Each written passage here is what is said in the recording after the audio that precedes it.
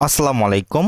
লার্নফ্লুয়েন্সি চ্যানেলের পক্ষ থেকে সপ্তম শ্রেণীর শিক্ষার্থীদেরকে স্বাগতম জানাচ্ছি আজকের এই টিউটোরিয়ালে।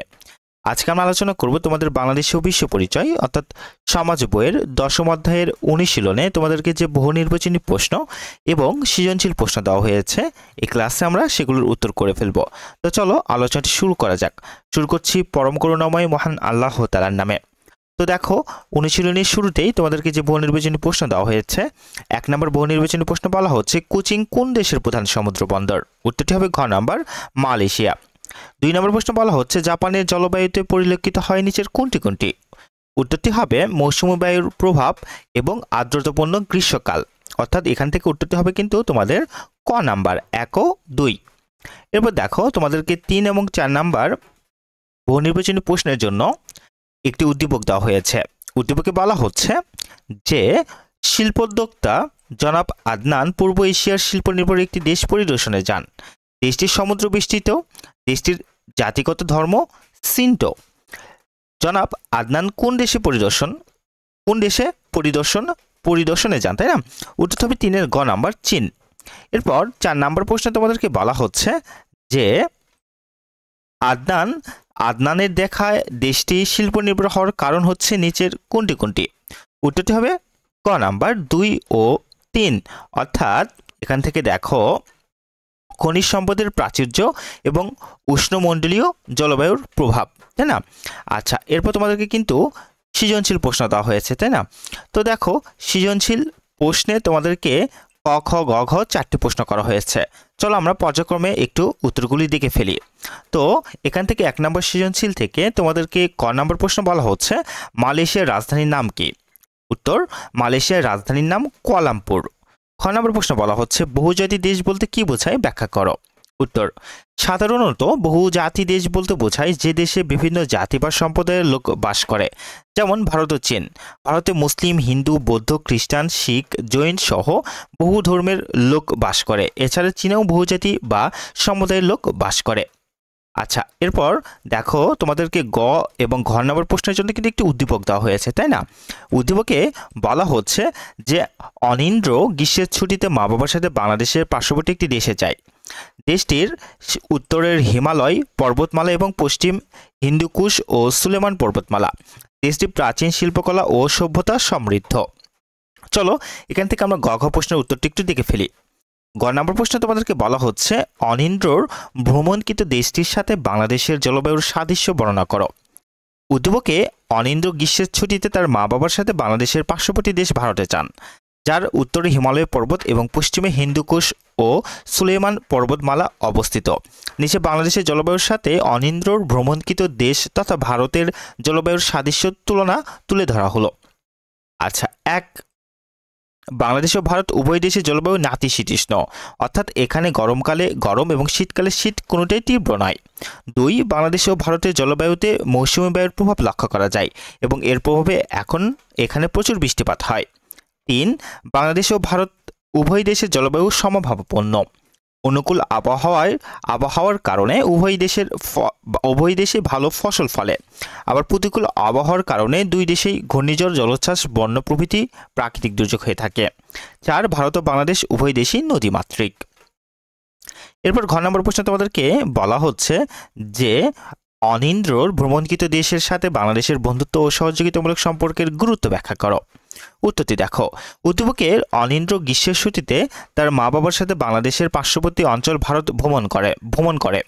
ভারতের সাথে বাংলাদেশের বন্ধুত্বপূর্ণ ও সহযোগিতামূলক সম্পর্কের যথেষ্ট গুরুত্ব রয়েছে। যে কোনো দেশের পররাষ্ট্র মন্ত্রণালয়ের মূল কাজই হলো বিদেশি দেশের সাথে বন্ধুত্বপূর্ণ ও সহযোগিতামূলক সম্পর্ক প্রতিষ্ঠা করা। আর ভারত যেহেতু আমাদের পার্শ্ববর্তী দেশ, সেজন্য এ রাষ্ট্রের সাথে বাংলাদেশের সুসম্পর্ক বজায় রাখা একান্ত আবশ্যক। অনিন্দ্রর ভ্রমণকৃত দেশটি অর্থাৎ ভারত 1971 সালে আমাদের মহান স্বাধীনতা অর্জনে সহযোগিতা করেছিল। এছাড়াও বাণিজ্যিক ক্ষেত্রে ভারতের সাথে বাংলাদেশের গভীর সম্পর্ক রয়েছে।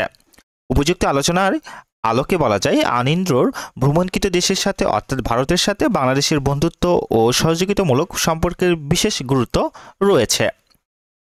এরপর আমরা 2 নম্বর সৃজনশীল প্রশ্নে তোমাদেরকে এখানে যে 4টি প্রশ্ন দেওয়া হয়েছে, দেখো ক খ গ ঘ 4টি প্রশ্ন তোমাদেরকে এখানে দেওয়া হয়েছে। চলো আমরা একটু উত্তরগুলি দেখে ফেলি। তো এখান থেকে ক নম্বর প্রশ্নে তোমাদেরকে বলা হচ্ছে যে পৃথিবীর বৃহত্তম পর্বতমালার নাম কি? উত্তর, পৃথিবীর বৃহত্তম পর্বতমালা হলো হিমালয় পর্বতমালা। খ নম্বর প্রশ্নে তোমাদেরকে বলা হচ্ছে ভারতকে পৃথিবীর অন্যতম প্রাচীন সভ্যতা সমৃদ্ধ দেশ বলা হয় কেন? ব্যাখ্যা করো। উত্তরটি দেখো, ভারতকে পৃথিবীর অন্যতম প্রাচীন ও সভ্যতা সমৃদ্ধ দেশ বলা হয় কেননা এখানে ৫,০০০ বছর আগের সভ্যতার নিদর্শনও পাওয়া গেছে। আর সেগুলো হলো দক্ষিণ ভারতের অজান্তা পার্বত গুহার চিত্রকর্ম, সারা দেশে ছড়িয়ে থাকা অজস্র প্রাচীন মন্দির ও ভাস্কর্য, আগ্রার তাজমহল, দিল্লির কুতুব মিনার, লালকেল্লা প্রভৃতি ভারতের প্রাচীন সভ্যতার পরিচয় বহন করে। শুধু তাই নয়, প্রাচীনকাল হতে বস্ত্রশিল্পের জন্য ভারতের ব্যাপক সুনাম রয়েছে। এরপর গ ঘ প্রশ্নের জন্য তোমাদেরকে কিন্তু একটি উদ্দীপক দেওয়া হয়েছে, তাই না? তো দেখো, এখানে তোমাদেরকে উদ্দীপকে দুটি ঘটনা বলা হচ্ছে। তো ঘটনা একে বলা হচ্ছে যে জনাব শফিউল দক্ষিণ পূর্ব এশিয়ার একটি দেশে বেড়াতে গিয়েছেন। সমুদ্রবেষ্টিত দেশটির প্রকৃতির দৃশ্য অত্যন্ত মনোরম। দেশটি দ্বীপ প্রধান হলেও ৪টি দ্বীপই অর্থনীতির ক্ষেত্রে মূল ভূমিকা রাখছে। ঘটনা দুয়ে বলা হচ্ছে জনাব কবির দীর্ঘদিন যাবৎ পূর্ব এশিয়ার একটি দেশে কর্মরত আছেন। দেশটি পৃথিবীর মধ্যে সর্বাধিক জনবহুল দেশ হলেও অর্থনৈতিকভাবে বেশ সমৃদ্ধ। চলো গ ঘ প্রশ্নটির উত্তর একটু আমরা দেখে ফেলি। ক নম্বর প্রশ্নে বলা হচ্ছে জনাব শফিউলের বেড়াতে যাওয়ার দেশটির জলবায়ু কেমন বর্ণনা করো। জনাব শফিউল দক্ষিণ পূর্ব এশিয়ার একটি দেশে বেড়াতে গিয়েছেন যার চতুর্দিক সমুদ্র বেষ্টিত, কিন্তু দেশটির প্রাকৃতিক দৃশ্য অত্যন্ত মনোরম। আর সেই দেশটির নাম হলো জাপান। জাপানের জলবায়ু নাতিশীতোষ্ণমণ্ডলীয়। এখানকার উত্তর পূর্ব অঞ্চলে মৌসুমী জলবায়ুর প্রভাব স্পষ্ট। গ্রীষ্মকালে আবহাওয়া আর্দ্র এবং শীতকালে তীব্রতাও কম। ছোট বড় প্রায় ৪,০০০ দ্বীপ নিয়ে এই রাষ্ট্রটি গঠিত। এর মধ্যে ৪টি প্রধান দ্বীপ হল হোক্কাইদো, হনডু, শিকোকু এবং কিউশু। মৌসুমী জলবায়ু প্রভাবিত বিধায় এই অঞ্চলে কখনো শীত কখনো গরম অনুভূত হয়। এই অঞ্চলে জলবায়ুর উপর নির্ভর করে কিছু কৃষি পণ্য উৎপাদন হয়ে থাকে। সেগুলো হলো ধান, গম, বার্লি, সয়াবিন, মিষ্টি আলু, আখ, বিট, আপেল ও আঙ্গুর। ঘ নম্বর প্রশ্নে তোমাদেরকে বলা হচ্ছে ঘটনা ১ ও ঘটনা ২ এর দেশ দুটির অর্থনীতির তুলনামূলক বিশ্লেষণ করো।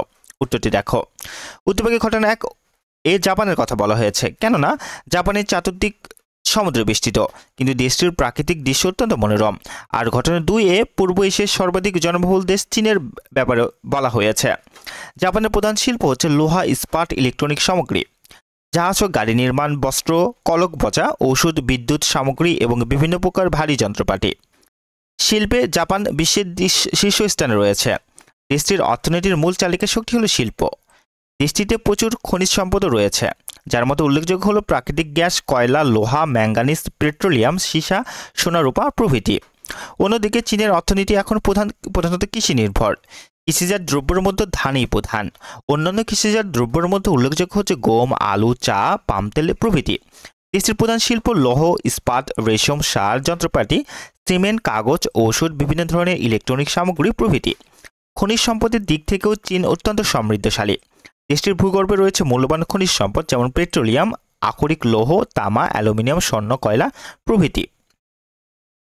এর বনভূমিতে রয়েছে ৩২,০০০-এরও বেশি উন্নত প্রজাতির উদ্ভিদ ও ১১৫০ প্রজাতির পাখি।